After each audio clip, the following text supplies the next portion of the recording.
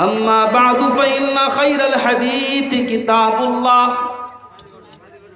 व खैरल हदी हदी मुहम्मदिन सल्लल्लाहु अलैहि वसल्लम व शर्रल उमूरि मुहदसातुहा व कुल्लु मुहदसतिन बिदअह व कुल्लु बिदअतिन ज़लालह व कुल्लु ज़लालतिन फिन्नार। अऊज़ु बिल्लाहि मिनश शैतानिर रजीम। बिस्मिल्लाहिर रहमानिर रहीम।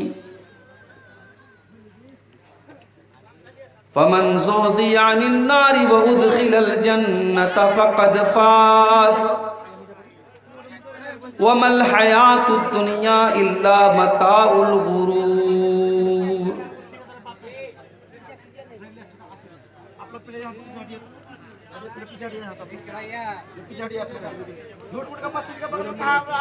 आह जाती है फलक पर रहम लाने के लिए,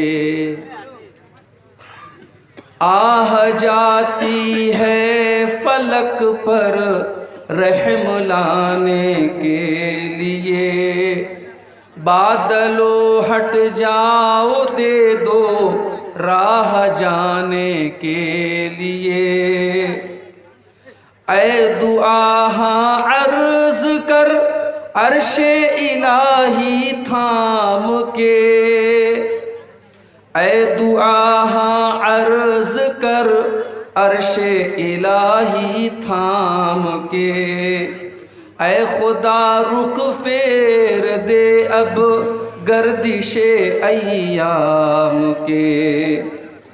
रहम कर अपने न आईने करम को भूल जा, रहम कर अपने न आईने करम को भूल जा।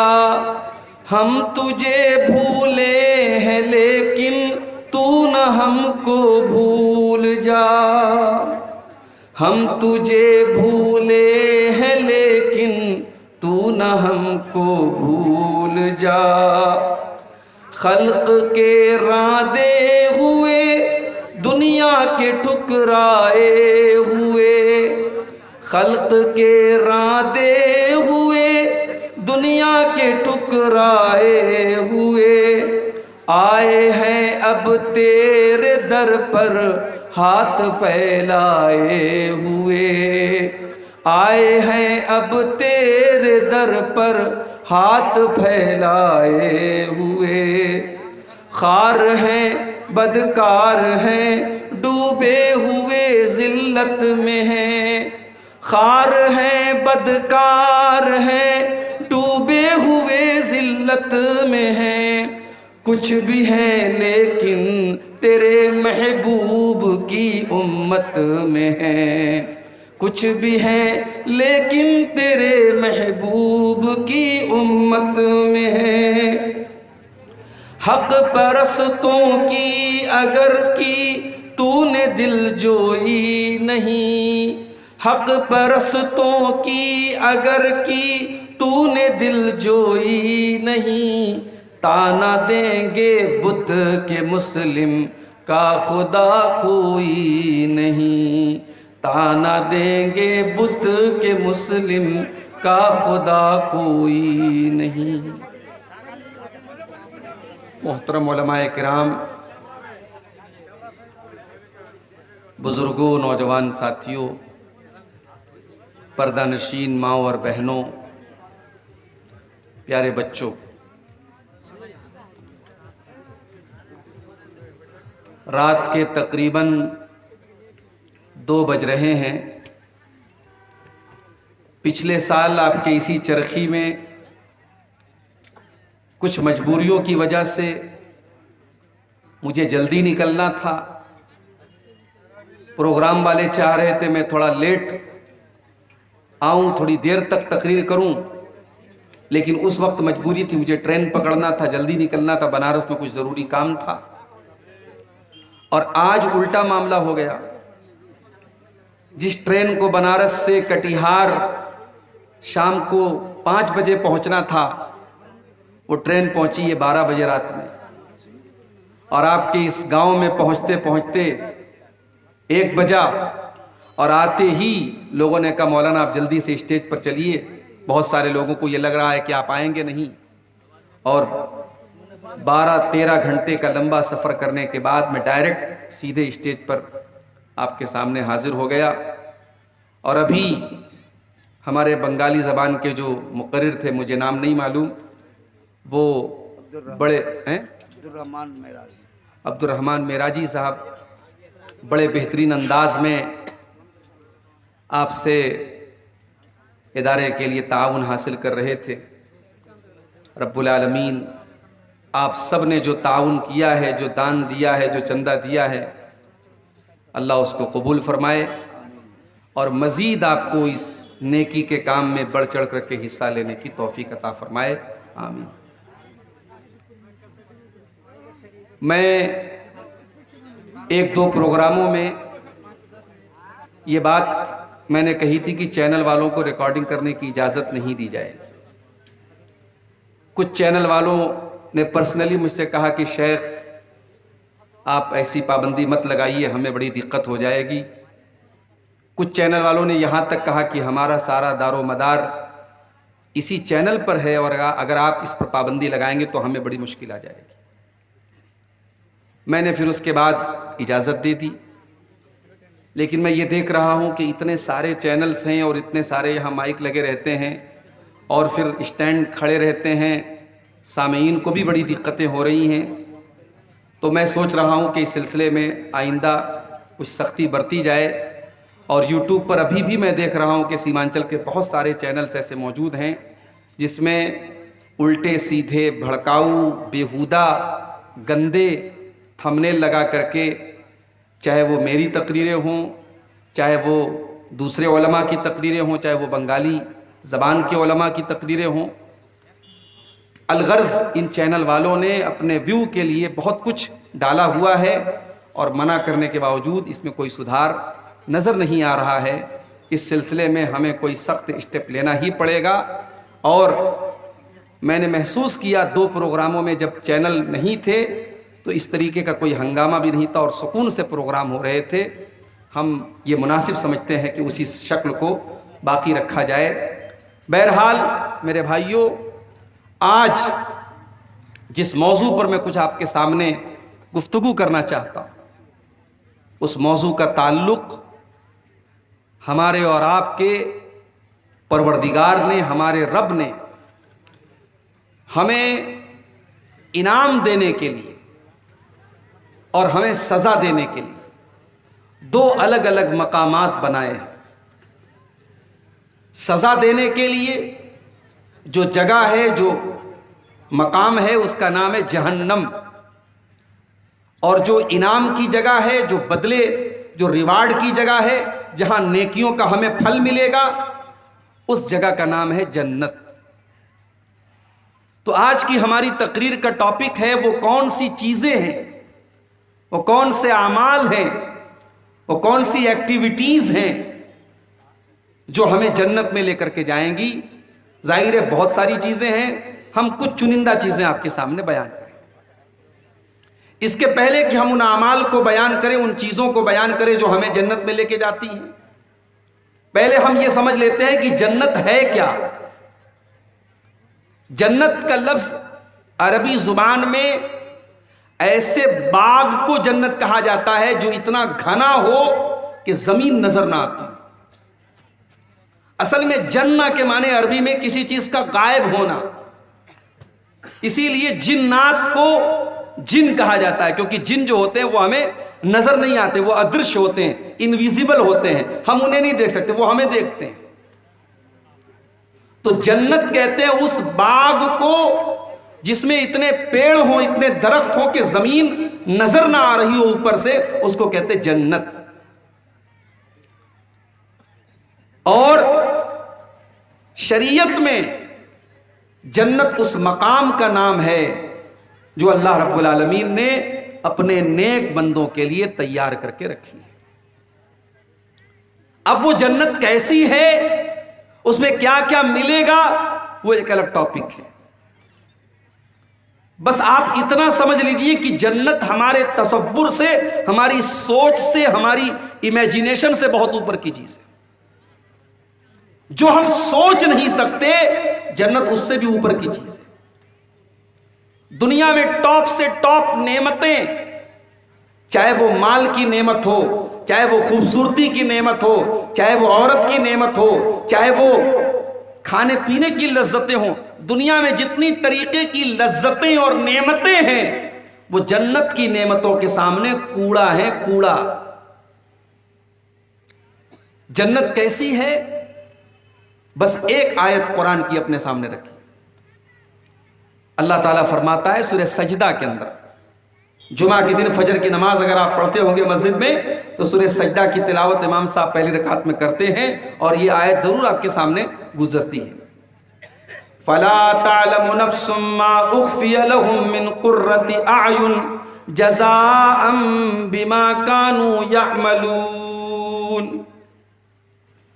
हमने अपने बंदों की आंखों की ठंडक के लिए, उनके दिल के सुकून के लिए, उनके दिल के करार के लिए, उनको सुकून पहुंचाने के लिए हमने जन्नत में कौन कौन सी नेमतों को तैयार करके रखा है। फला तालमु नफ्सुन, कोई नहीं जानता, कोई सोच भी नहीं सकता, कोई तसव्वुर भी नहीं कर सकता कि हमने जन्नत में कौन कौन सी नेमतों को तैयार करके रखा है। और अल्लाह के नबी फरमाते हैं, बुखारी की रिवायत है, अल्लाह के नबी फरमाते हैं कि अल्लाह ताला कहता है, आदतुल इबादी अस्सालिहीन मा ला ऐनुन रात वला उज़ुनुन समियत वला खतर अला क़ल्बि बशरिन।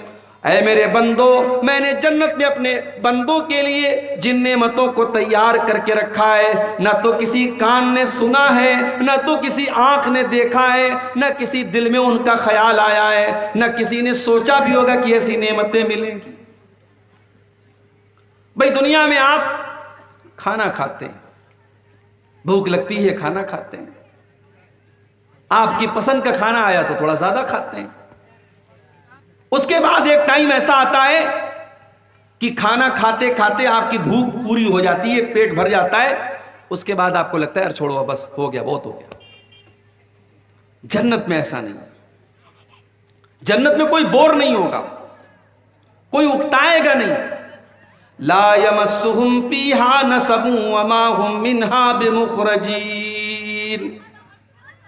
जन्नत में कोई थकेगा नहीं, कोई बोर नहीं होगा, और जन्नत में जाने के बाद किसी को जन्नत से निकाला नहीं जाएगा।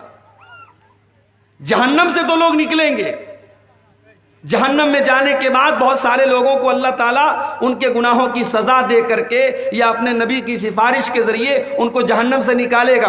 मगर जो जन्नत में एक बार चला गया, अब जन्नत से निकल नहीं सकता।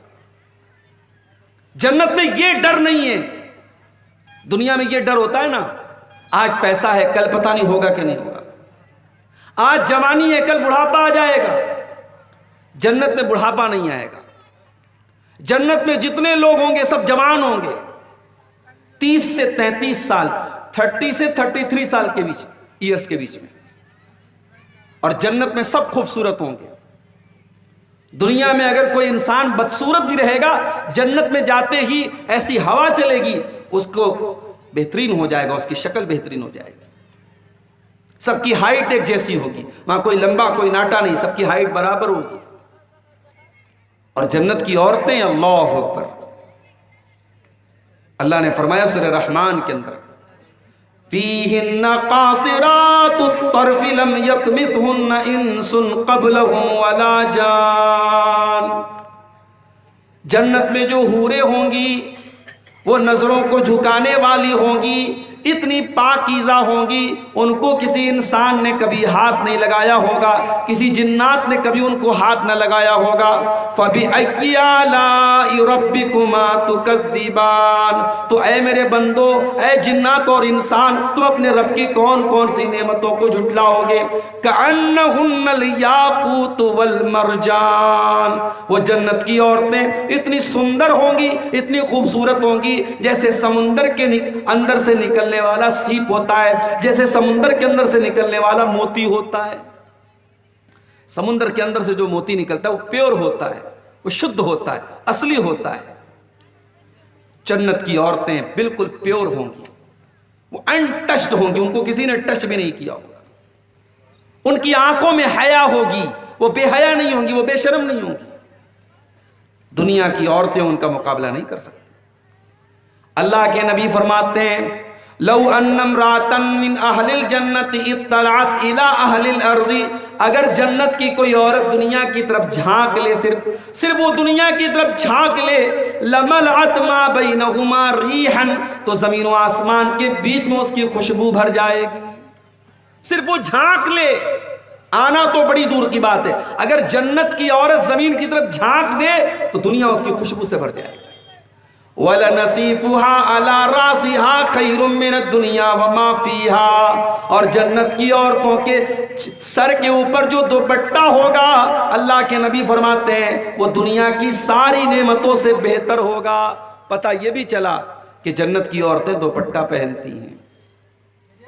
इसका मतलब ये हुआ कि दुनिया में जो औरत दुपट्टा पहनती ओढ़ती है और जो पर्दा करती है वो हकीकत में जन्नत में जाने वाली औरत है। इसलिए कि जन्नती औरत की पहचान ये होती है कि उसके सर पर दुपट्टा होता है। दुनिया में आज कटिहार में मैं आपसे पूछूं साहब, सबसे महंगी जमीन कहां की है?